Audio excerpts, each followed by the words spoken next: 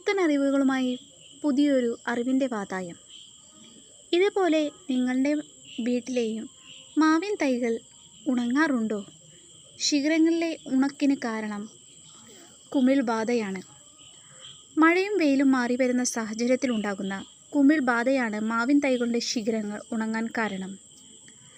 ഇത് ഒഴിവാക്കാനായിട്ട് കുമിൾ നാശിനി പ്രയോഗം നടത്തി തൈയെ സംരക്ഷിക്കാം. ഇതിന് ഉണങ്ങിയ ശിഖരം ഉണക്കിന് 1 ഇഞ്ച് താഴെ വെച്ച് മുറിച്ചു നീക്കണം.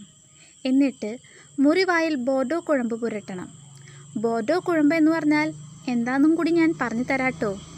100 ഗ്രാം വീതം നീറ്റുകക്കയും തുരിശും വെള്ളത്തിൽ കലക്കി രണ്ടും യോജിപ്പിച്ചാൽ ബോർഡോ കുഴമ്പായി.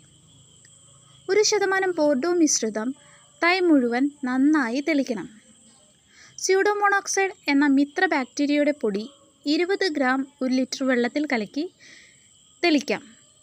1 ലിറ്റർ വെള്ളത്തിൽ കലക്കി തെളിക്കുന്നതും രോഗം നിയന്ത്രിക്കും.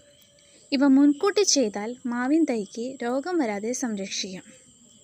അപ്പോൾ കൂട്ടുകാരെ, നിങ്ങളുടെ വീട്ടിലെ മാവിൻ തൈകളും ഇതുപോലെ ഉണങ്ങുന്നുണ്ടെങ്കിൽ എത്രയും പെട്ടെന്ന് തന്നെ അതിൻ്റെ രോഗകാരണത്തെ തിരിച്ചറിയുക. കുമിൾ ബാധ പടരാതെ നമ്മുടെ വീട്ടിലെ മാവിൻ തൈകളെ സംരക്ഷിക്കാൻ നമുക്ക് കഴിയും. അതുകൊണ്ട് കുമിൾനാശിനി പ്രയോഗം നടത്തുക തന്നെ വേണം.